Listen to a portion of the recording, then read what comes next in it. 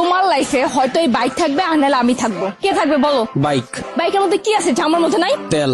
ফাইজলামি করবা না, আমি কিন্তু সিরিয়াস মুন না। তুমি আজকে ফাইনাল ডিসিশন নিবা, তোমার লাইফে এই বাইক থাকবে আর নাহলে আমি থাকবো। তুমি বলো কে থাকবে? বাইক।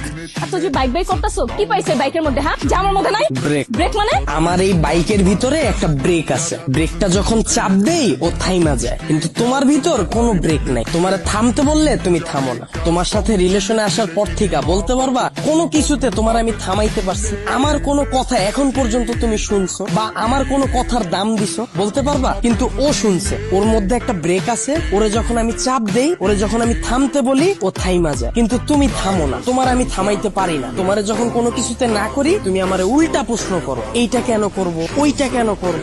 এই, ও কি কথা বলতে পারবে যে ও তোমাকে প্রশ্ন করবে? এইটাই তো আমার সুবিধা। ওরে আমি যেমনে বলি, যেমনে চালাই, ও অমনি চলে। কিন্তু তোমার আমি যেমনে চালাইতে চাই, তুমি অমনে চলো না। ওরে নিয়ে আমার কোনো প্যারা না। তার মানে আমি প্যারা? অবশ্যই প্যারা। তোমারে নিয়ে আমি প্রতি মুহূর্তে আতঙ্কে থাকি। কোন ছেলে তোমার মেসেঞ্জারে নক দিল, কোন ছেলে তোমারে আবার ডিস্টার্ব করলো, কোন ছেলে তোমার প্রোফাইল পিকচারে যে একটা লাভ রিয়েক্ট দিল।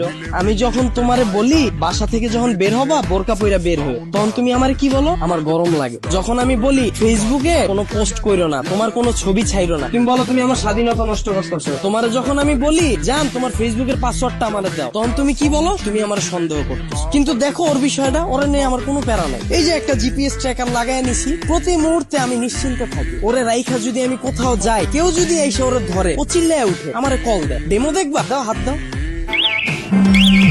এই যে কল চলে আসছে। আবার তুমি দেখো যদি আমার কোনো ফ্রেন্ড বা আমার কোনো কাজিন আমার এই বাইকটা নিতে চায়, আমি নিশ্চিন্তে দিয়ে দিই। কারণ কি বলতো, আমার এই জিপিএস ট্র্যাকারের ভিতর লোকেশন সেট করা যায়, ও কতটুকু এরিয়ার মধ্যে থাকবে। আমার ফ্রেন্ড যখন এটা নিয়ে যায়, আমি একেবারে নিশ্চিন্তে ঘুমাই। কারণ এরিয়ার বাইরে গেলে আমার বন্ধু যাবে কিন্তু ও যাবে না। ও কতটা লয়াল একটু চিন্তা করো। কিন্তু তোমার দিকটা একবার দেখো, আমি যদি তোমারে রাইখা বিদেশে যাই, সুরঙ্গ ছবির মতো আরফান নিশোর মতো অবস্থা হইব আমার। দেশে এসে কি দেখুন জানো, আমার বন্ধু তোমার নিয়ে বাইকে গেছে। এখন তুমিই বল, বাইক রাখলে ভালো হবে না গার্লফ্রেন্ড? এত যে বড় বড় কথা বলতাছো, আমাকে নিয়ে লাস্ট কবে বের হইছো মনে আছে তোমার? তোমারে নিয়ে বের হয়ে আমার কোনো লাভ আছে? তোমারে নিয়ে বের হইলে 8-10টা মেয়ে যদি তাকায়, তাও মুখ ফিরিয়ে যায়।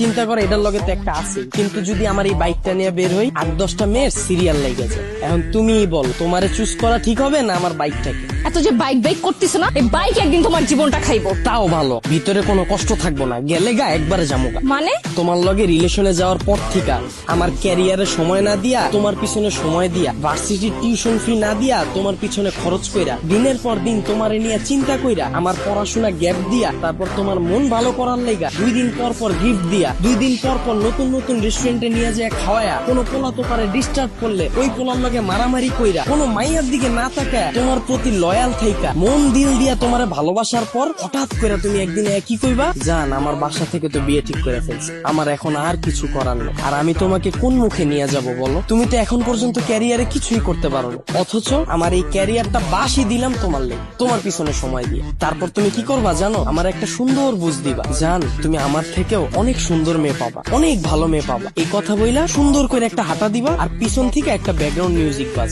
আর আমার অবস্থা কি হইব জানো? সারা জীবন এই ভালোবাসার কষ্ট নিয়ে সালমান খানের মতো জীবন যাপন করো, আর ওদিকে তুমি বড়লোক জামাই নিয়া ফুটফুটে সুন্দর 2টা বাচ্চা নিয়ে ওয়ার্ল্ড ট্যুর দিবা। এখন তুমি আমারে বলো, বাইক ভালো না তুমি? আপনারা অনেকে জানেন গত 10-15 দিন আগেও আমার পেজে শুধুমাত্র 2500 ফলোয়ার ছিল।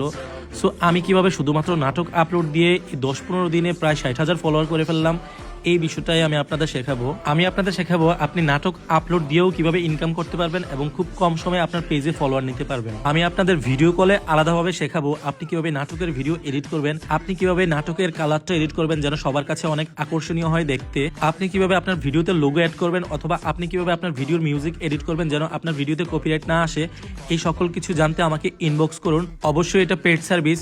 আমি যখন আপনাদেরকে সময় দেব, আপনাদেরও উচিত আমার সেই সময়ের মূল্য দেয়া। ধন্যবাদ।